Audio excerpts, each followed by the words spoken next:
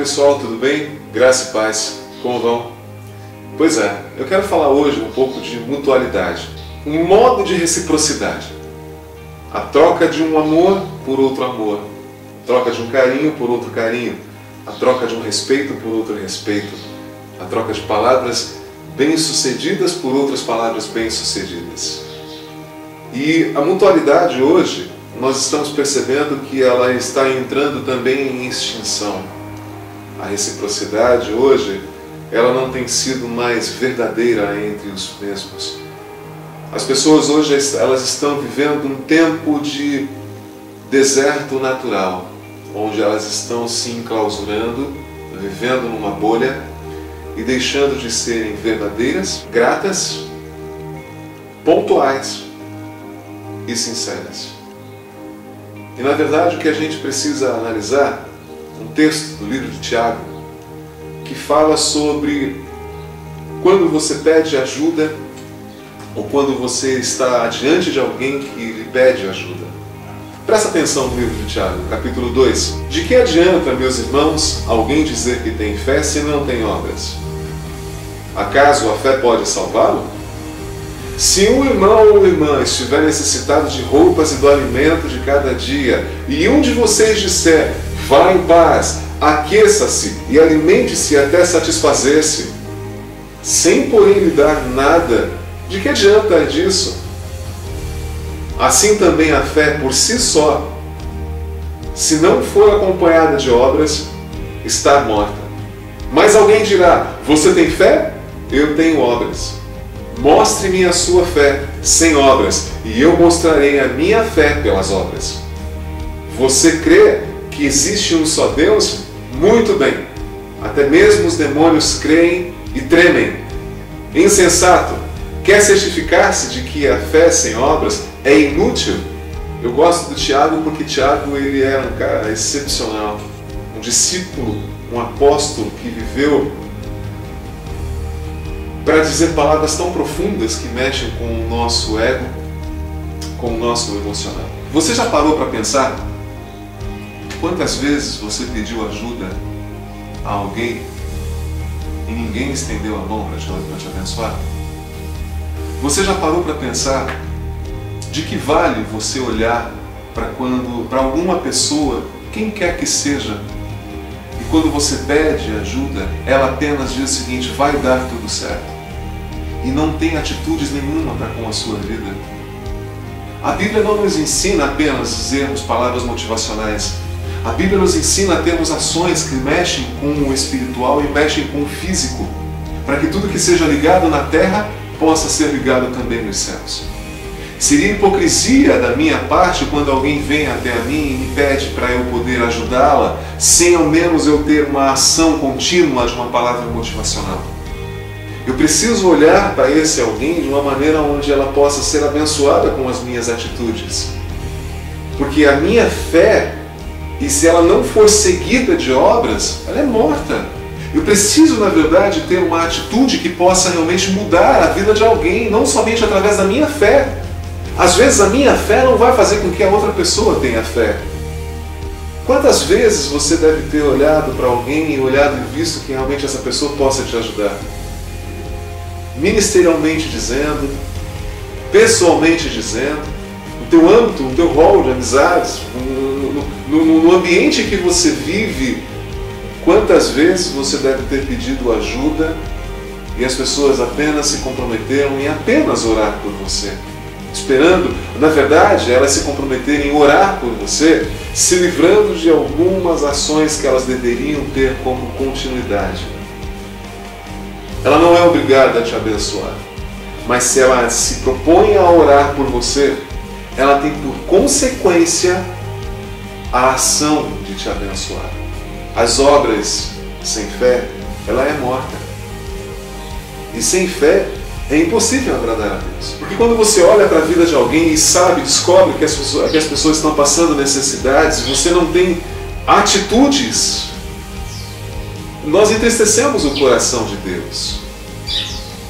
Então eu quero desafiar você nesse momento a deixar apenas de orar para aquele que você sabe que está passando necessidade. Seja ele espiritual, seja ele físico, financeiro, tome uma atitude coerente com o que a palavra diz. Tenha uma fé seguida por obras.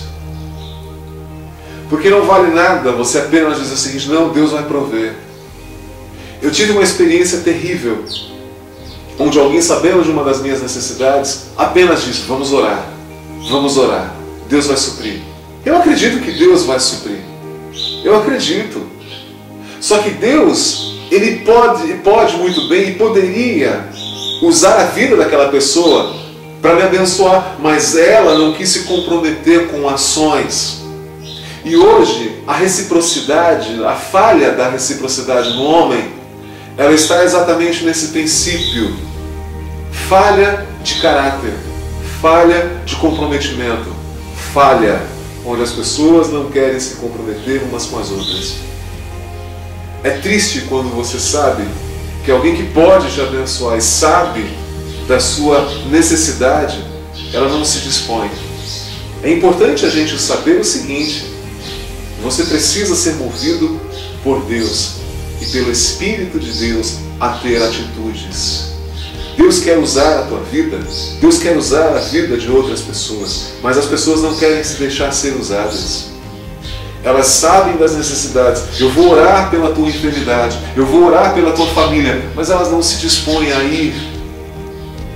Preferem ficar de longe. Eu já ouvi há pouco tempo atrás alguém dizer: ah, essa daí eu já conheço. Nem adianta ir atrás, porque ela sempre vai ser assim. Irmãos, Deus ouvindo aquilo, eu acredito que realmente Ele deve ter tido o seu coração entristecido. A gente entristece a Deus. O pecado da omissão é grande.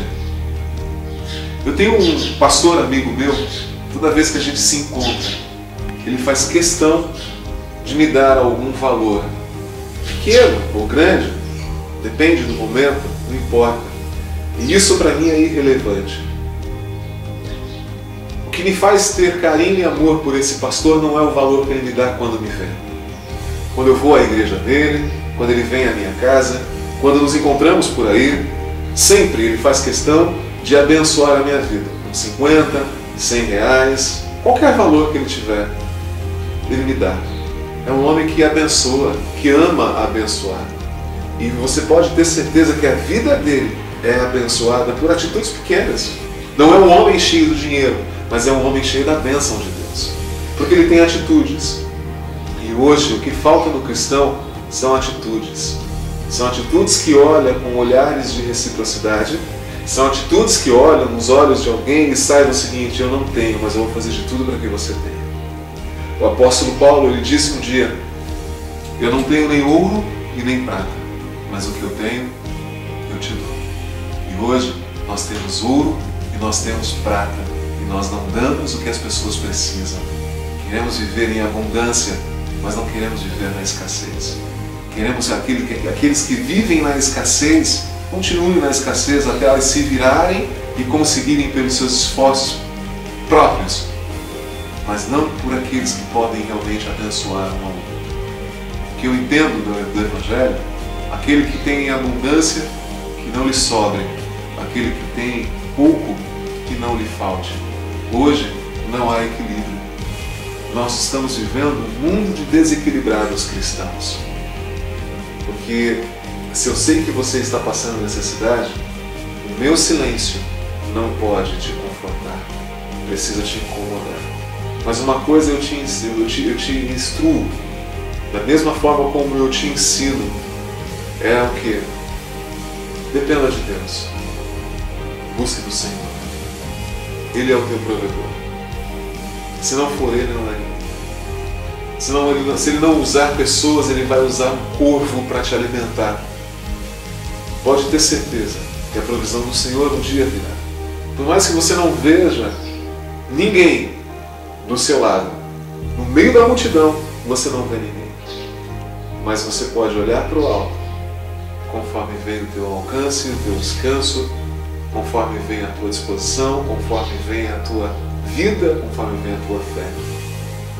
Saiba de uma coisa: Deus é o único que não te desampara, mas o teu próximo não continua sendo próximo.